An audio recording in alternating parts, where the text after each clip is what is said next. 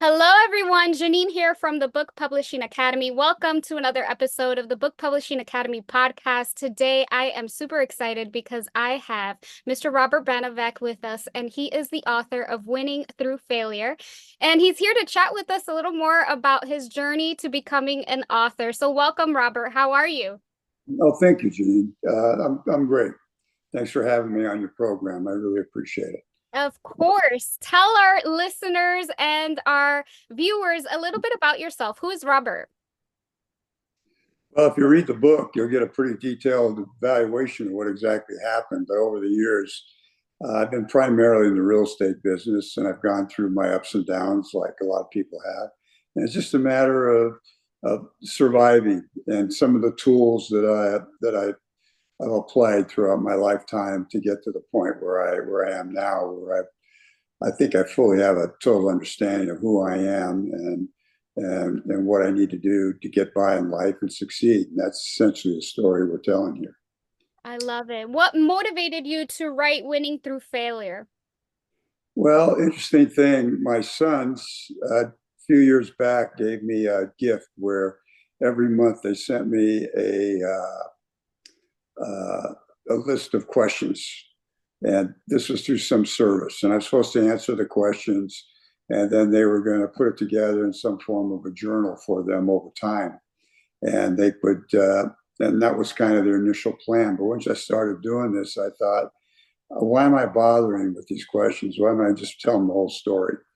And so the primary reason of writing the book was for them and for them to understand all the trials and tribulations you go through in life. And I really wanted to tell them the whole story about, your ups and your downs and how necessary it is to be able to cope with everyday life. And Yeah, that's primarily how the whole thing started. that's a very interesting way to get into the book publishing business. Right. Can you share one or two takeaways from the book that readers can apply to their lives immediately? Well, I was reading statistics the other day, and from what I understand, there's approximately 55% or more people today in our society are suffering from depression or stress and with everyday life. And it's predominantly more so in our younger generation. And I know that it's very difficult to cope with day to day life because there's always something happening out there that's going to throw you a curveball. And you got to be prepared to cope with it. And I think the primary, what I'm trying to accomplish here is to teach people how to deal with day to day stress and how to motivate themselves and avoid the negativity, which will take you down. Once people start getting in a negative mood, it's pretty hard to get out of it. And the key here is, through the book, I try to give an idea of some of the key elements that are necessary in order for you to avoid this depression, to put a positive spin on your everyday life and make the most of what we've been given here to be able to go out and enjoy this world and life for what we have. We're all blessed to be here, to tell you the truth. We really are. How do you define failure? Failure is when you have attempted to accomplish something and you don't. And therefore, it puts you in a state of just, you become despondent because, frankly, people have a hard time dealing with no's that you're going to receive. Throughout the world, every day we're going to get no's to so many questions, no's to so many things we're trying to accomplish. And you got to realize you've got to overcome those no's and you got to turn them into yeses.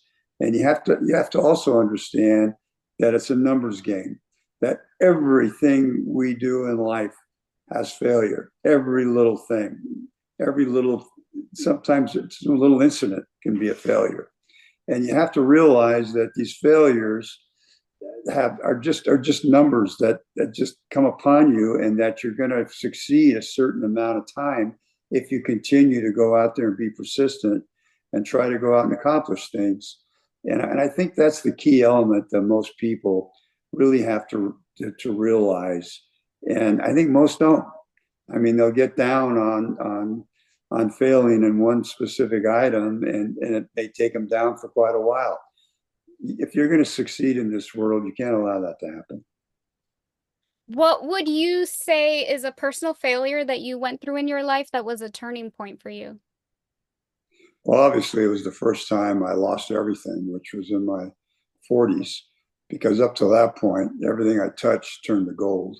Mm-hmm. And then when everything all of a sudden turned to dirt, you really, it's really, and I explained that in the book. I mean, it's pretty disheartening, and you get down in a deep dark. And I'm not a guy that suffers from depression. I'm basically a pretty happy guy.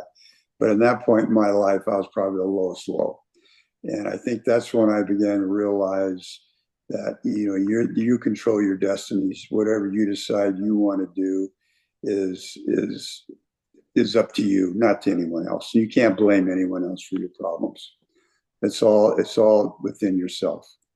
And I had the pleasure of reading your book, and I will say that reading your story and seeing how you had it all, you lost it all, you had it all again, like it really puts a perspective on life, and that we can have it all. We can also lose it all quickly. And it does teach you about failure. It teaches you about winning. It teaches you about mindset. There's so many valuable key takeaways from your book that that people can take away from it. And what was that? I was going to say, well, thank you for saying that, Janine, because you were a very important part of this. Because once I had written this manuscript, whatever you want to call it, I didn't know what to do with it until my son told me that he had heard of you, and I contacted you, and then you were the person to actually get me going in the right direction. You did the first edit, and you did a wonderful job. And I can't thank you enough for getting me to the point where I am now. Anyway, I just wanted to insert that. Thank you. I appreciate it. But no, I will say that me as a younger entrepreneur, reading your story, it put a lot of things into perspective for me, because I have big dreams and big visions, and I want it all, right? I think all of us do, right? But it puts it into perspective of like, just live in the moment. Live in the moment, be grateful for what you already have. And the failures that you're going to encounter along the way is what helps you win eventually. And so that's kind of what I gathered from your book as I was reading through it. So I definitely recommend the book. What was your journey like before becoming an author, and how did it shape you or shape the content of the book? Well, I've gone through, as you know, through reading the book, I've gone through many stages in my life where, and each chapter, after each chapter, since you read it, I added what I learned during this phase of my life, because every phase was a learning experience. And I think the point I was trying to make is that when you get out and you do something, and whether successful or isn't, you actually, it's a learning process within yourself. It makes you a better person for having gone through that experience, and you understand that it's going to take you to a point where you really want to feel good about who you are. And I really feel that it's extremely important to understand who you are and be able to realize where you fit in this world, because everybody belongs here somewhere along the line with people as part of them. And I think the most important, I think I'm getting off on a tangent here, but the most important thing that I realize is through writing my book that it was kind of cathartic, to tell you the truth, because you really go through so many stages in your life, and you're consistently changing. And as you change, the point is to make yourself better through these changes, not change for the worse. And I think that was the point that I was trying to get across when I wrote this book. I don't know if I answered your question, but I kind of. Yeah. What would you say are the habits or the mindsets that helped you along your journey that you had to learn? You have to be persistent. You have to be focused. The most important thing is focus. focus. And as I say in my book, I have the acronym HAPPY, which is you got to maintain your health. You've got to focus on your attitude. You've got to project yourself in a manner that makes you feel good about yourself. You have to participate. You have to get out in the world and meet people and enjoy what other people can offer you and what you can offer them. And you have to, love yourself for who you are. This is the most important thing that I believe those 5 items, as you want to say, the 5 pillars of a good, happy, well-balanced life. And that's basically the message I was trying to get across. I love it. What impact do you hope Winning Through Failure will have on your readers? All I want to do is, my primary goal was to just leave a legacy for my children and their children, to say, well, hey, that's my father, that was my grandfather, or whatever, because how many of us go through life and we really don't know their family history or where they came from? And I think that was my number one goal.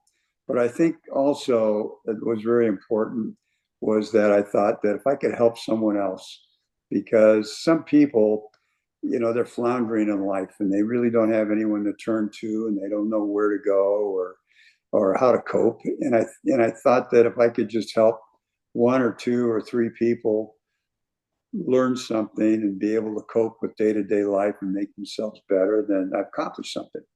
That's a major accomplishment to me. My dear friend Tom Hopkins helped many, many people become successful.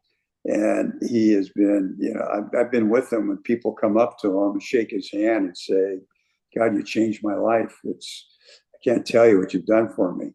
That to me, I think, is probably the most rewarding thing any human being can have in this world, is helping others. Yeah, that's beautiful. Leaving a legacy and helping others. If you could think back to your younger self when you were going through all of the things that you went through in your life that you talk about in your book, would you have done anything different? Not really. But you have to realize when I was younger, I had goals. I had goals to be something that I wanted to be. I didn't know how to get there. And I knew that there are certain situations that I had to do to get there. And I didn't know how to go about it. And it was a learning experience. But through the process, I have changed so dramatically. When I think about where I was when I was 25, where I was when I was 35, and where I was when I was 65, during that transition, I metamorphosized into a totally different person. And I think that's the beauty of going out and failing and succeeding, is you learn. And you really, when you get cut back down to nothing and you have to rebuild yourself, I think that's a life-altering experience, which really puts you in a position where you start to understand who you really are and what's really important to you. And a lot of us don't ever get to that point. And I feel bad for them because they don't realize how important it is to really understand who they really are and what they can go out and accomplish in this world. What advice would you give someone if they're looking to figure out who they truly are? Excuse me, can you say that question again? What advice would you give someone that is maybe looking to figure out who they truly are, but they just don't even know where to start? First thing I would suggest is read. Find people that you would admire. Find anything where you can go out and read to better yourself, to motivate yourself, because nobody can do it by themselves. They think they can, but you really can't. You need the tools. And the only way you're going to get the tools is through knowledge. And that is so important. And I emphasize that throughout the book, is learn who you are and what you are. If you're out in the business world, you have to know as much as you can about that, whatever you're selling or whatever you're involved with, so that you can convey it to other people to make yourself successful. And so, but it entails knowledge, and you have to have as much knowledge as you can accumulate. And you really don't need to, you don't have to go to college or get an education to be knowledgeable. You need to read, you need to listen to what other people have to say. You know, there's an old saying, there's a reason why you have two ears first and only one mouth, because you should be listening most of the time instead of talking. Mm, that's good. What's next for you? Do you have any projects on the horizon or anything that you'd like to do with your book moving forward? Well, the next plan is, well, I'm still involved in business and I'm working, and I'm hoping after the first of the year, I'll have some more time to devote to the book so I could go out and start uh, marketing and trying to get a little more, traction, because I think the book is, everybody that's read it calls me in, that people that I've known have read it, call me, rave about it. And I think that's wonderful to have people say how much they enjoyed it. And I think that's a plus, because I know these people, and most of them, if they didn't enjoy it, they wouldn't have said a word. But that's positive. And I really believe that if I could get out and just start getting a little more traction with the advertising and marketing, that maybe I could sell a few more books and have more people read it, because that's really my goal, is to either read it or listen to it or whatever, because it's not terribly long. I think you can read the whole thing in 6 hours, or you can listen to the video in 6 hours. And I would hope that some people would actually do that, because I just feel they would be better off in the long run if they did. It just gives them another perspective on life, and maybe they might get something out of it. You never know. Yeah. So the book is on audiobook as well? Yes, it is. I It's love on, it. it's on audio, and it's also in hardback. And uh, I'm trying to make a decision if I want to go to soft. I don't know yet. We'll see what have paperback. We don't know yet. I've got to get more involved in this, and I hope after the first year, with your help, I can probably do that and get something moving here. Is the audio book, did you record it yourself? Are you? No, my youngest son Mike was the narrator. Oh, He okay. did a great job, I might add. He did a fabulous job doing it. So that's very important. That's awesome, That's because there's good. so many people out there that don't read physical books. They love audiobooks. That's a great way to have the book out there. And you What? can get it. You can get it anywhere. You can get it on eBay. You can get it. I'm not eBay. Excuse me. Amazon, and you can get it from. I think Barnes and Noble has access to it as well. I mean, you can just get it anywhere. Ebooks, Yeah. whatever, Kindle. What is one takeaway that you want our listeners and viewers to take away from this conversation? One takeaway that I'd like to leave with them is, you can always be better. You can always be better at whoever you are, and realize that I believe that if you read my book, you'll get an idea of some of the manner in which you can go about life and enjoy it to the fullest and be the best that you can be, because that's really the goal that I'm trying to achieve here, is let every individual know we're blessed to be here on this earth. And even though we could be in the lowest low, there's always a positive around the corner. There's an adage in the book that I emphasize, which took me out of my doldrums when I was at the lowest low. And if you read the book, you understand that one day I was, I mean, I was rock bottom, believe me. And I accidentally stumbled into church one day, and there was a homily where the missionary was talking about life, and how ups and downs they have, and how sometimes we think the worst thing that ever happened to us could be the best thing that ever happened to us.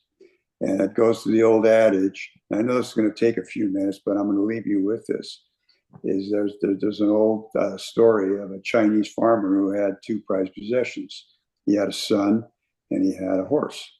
One day there's a violent storm and the horse runs off. All his neighbors come over and they're commiserating how bad the whole thing was for him and how terrible it is. He's not going to be able to farm, and it's a disaster. And the old man looks at him and he says, well, it could be bad, but it could be good too. And they leave going, I can't believe this guy can even make that statement. It's the worst thing, and he thinks it could be good.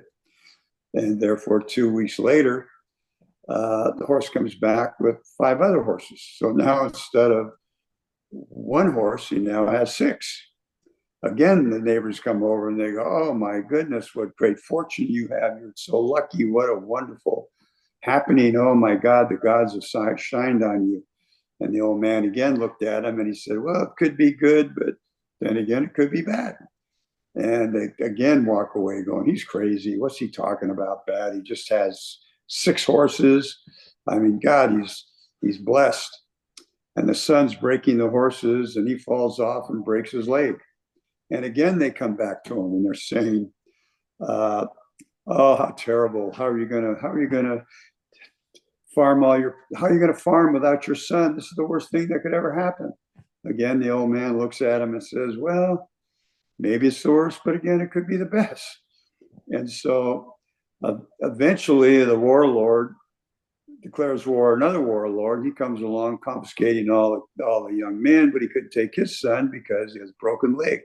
So the moral of the story is very simple, is you got to look at everything in a positive manner, because you can't ever think that this is the worst and it's over, because it very well could force you to make a change that could turn it into the best thing that ever happened to you. So I'll leave you with that one. Janine. I love it. And when I was reading the book, the part about you going into the church was probably my favorite part of the book. So Well, thank you. Great. yeah, that was awesome. So, Yeah. well, thank you so much for joining us on today's episode. I'm truly, truly grateful. Where can our viewers and listeners reach out to you? Do you have an email or a website?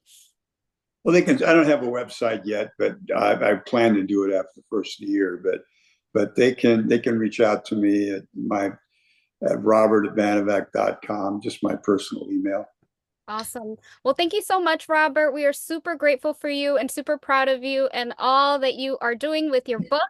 And we cannot wait to see. Well, wait a minute, Janine. I got to show you the book here.